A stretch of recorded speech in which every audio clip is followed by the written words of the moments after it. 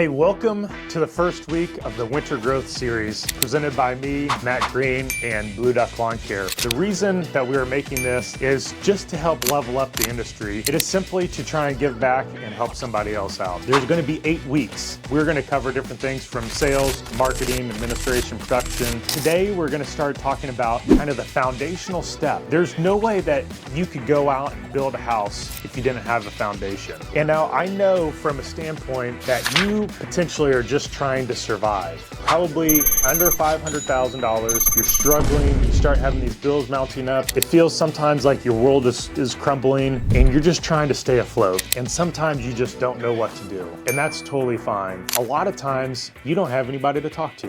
Your family and friends, they don't really get it because you're the top man there and you got to figure it out, sink or swim. And you can't really talk to your team members about it because they have to have ultimate faith that you know what you're doing at all times. And so sometimes you're left on this lonely island wondering, how am I going to do this? What am I going to do? That's what I want some of this forum to become. A place where you can answer or ask those vulnerable questions. A place where you can try and find some tutelage, some mentorship. If you do want to deep dive into some of these topics, feel free to reach out to me. I'd be more than happy to talk to you on a one-on-one basis if something here really strikes a nerve and you're just like, man, that really connects with me. Or post a comment below and help somebody else out, because if you have the question, someone else probably has that question too. Setting the foundation. I know that you probably work really long hours and you're probably exhausted when you come home. You're struggling to scale because you're probably in the field and you're also trying to answer the phones and you're trying to do sales and you're trying to do marketing and you're trying to do all these things. And at some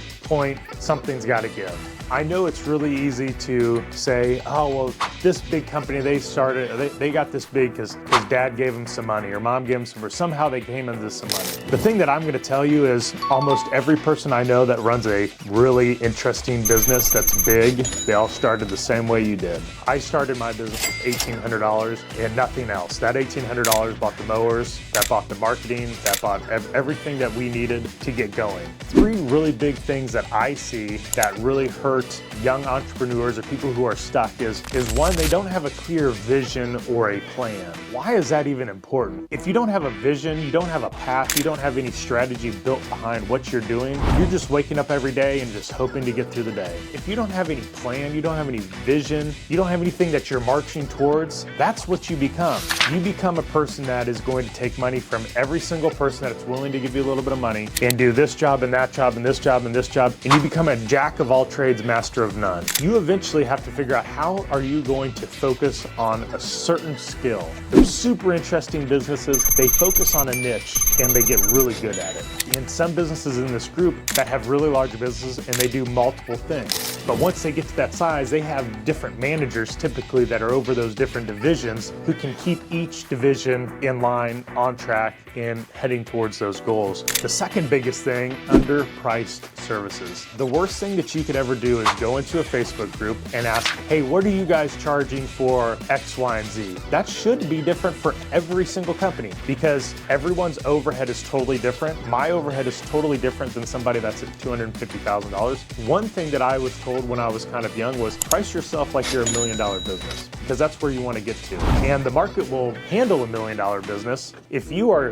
really, really small and you price yourself a little bit higher, that gives you a lot more margin that you can actually go and you can spend on marketing. If you compete on price, you're never going to win. You never want to compete on price. That is one of the worst ideas that you can ever come. You have to figure out how to provide more value and how to sell yourself so that you can get premium top dollar. Because you've probably been in the field for quite a while, you don't have very many systems, you don't have very many processes, and that means you probably have a lot of turnover because employees come and they don't know what the heck they're supposed to be doing. There's no vision for the future, there's no career path. And once you get to a certain size, the employee turnover starts to lessen and lessen and lessen. And it becomes a great thing because they have stability in their life. They have a vision that they're marching towards. They know what their career path looks like. So those are the 3 of the biggest things that I see with really small businesses that are stuck. The second thing we're going to talk about today is understanding your numbers. Always remember, revenue is for vanity, profit is for sanity. When you cross the $1 million line, there is no different feeling. You haven't accomplished that much more. Most people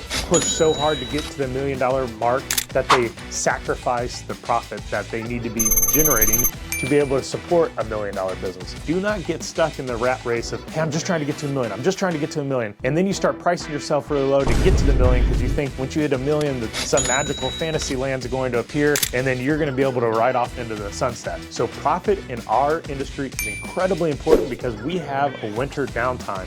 There's a couple other things that you're going to need to know when you're talking about your numbers. You need to have a P&L, so a profit and loss statement. You need to have your balance sheet. You need to know what these things are. And if you don't have these things, talk to a bookkeeper, talk to a CPA, and they can help you out with those things. I don't think the profit and loss statement is the most important in your business. I personally think your cash flow statement is the most important in your business. But let's break down some of the very basics. What is revenue? Revenue, everybody knows, it is the top line. It is what everything that came into the business this year. So I made $250,000 total this year. That is what your revenue is. Now, your expenses are going to come in two different forms. You're going to have field expenses, which we call COGS, cost of goods sold, and then you're going to have overhead. So overhead are things that typically are not going to change. Salaried employees, if you have an operations manager, if you have an office manager, insurance, if you have rent on your building, that's all overhead. Everything that is produced in the field, so field labor, materials that you use on the field. I include fuel in my COGS. Some people don't include fuel. So now you have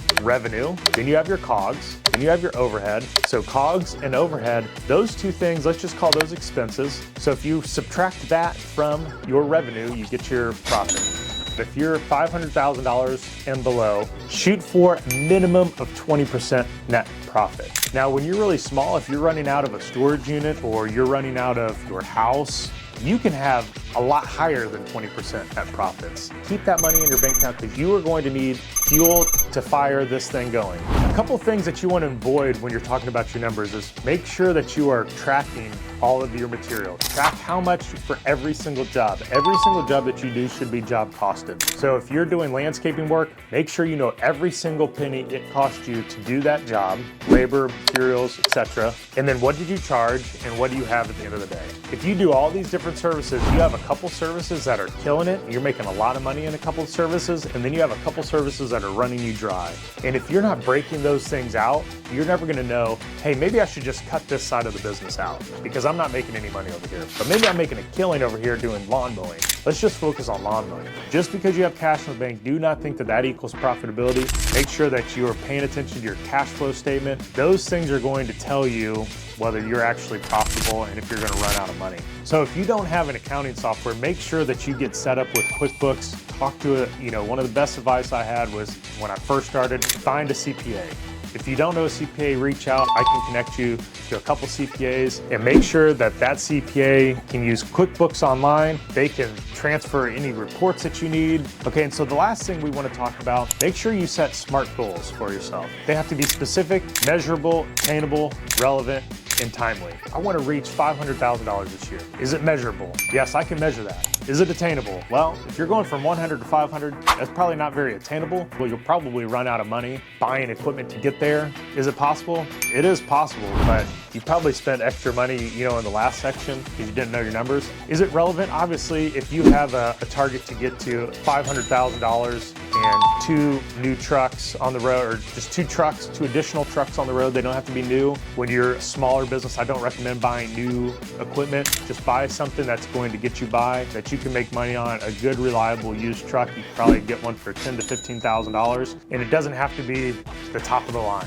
And is it time bound? So when is this going to happen? It's going to happen by the end of 2025. Now you can start working towards that goal. And I know we didn't go into too much detail on this one. We just talked about what are some of the biggest problems that you have or you're going to face in your business. Put a comment below. What is your goal for next year? Is it a revenue goal? Is it something else? Do you want to get out of the field and work in your business going forward? What are those goals that you might have in your business that you want to achieve by 2025? And the way that we work backwards is you need to figure out your marketing. Okay, so what marketing are you going to use? How much money do you have allocated to spend on marketing? Now, if you're under $250,000, you probably don't have a whole lot of money to spend on marketing. So you're gonna have to figure out how can I get really scrappy and find leads and find people to help me. Make sure that below this video, put a comment down here. Let us know what are you working towards for 2025. We'll see you next week.